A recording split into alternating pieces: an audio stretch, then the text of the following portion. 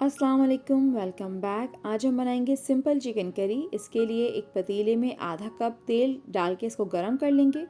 फिर इसमें थोड़ा सा ज़ीरा, अजवाइन, राई और कलौंजी डालकर इसको हल्का सा फ्राई कर लेंगे। अब मैंने यहाँ पे 2 दरमियानी साइज़ के प्याज लेकर उसको बारीक चॉप कर लिया है, इसे शामिल कर देंगे।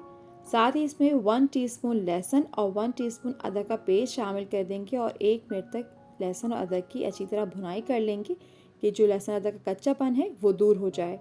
अब मैंने यहाँ पर 1 किलो चिकन ले लिया है, इसे शामिल कर लेंगे और 5 मिनट तक मीडियम टू हाई फ्लेम पर चिकन का कलर बदल जाने तक इसकी अच्छे से भुनाई कर लेंगे। चिकन की अच्छी तरह भुनाई हो गई है, इसका कलर भी चेंज हो गया है।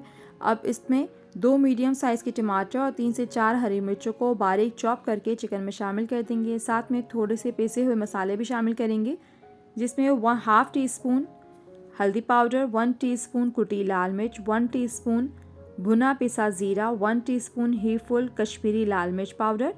साथ ही यहाँ पे 2 खाने के चम्मच दही के अच्छे से इसको फेंट लेंगे और इसमें शामिल कर देंगे। नमक शामिल करेंगे हस्बे ज़रूरत, आपने ज़ायक़े के हिसाब से इसमें नमक शामिल कर दें।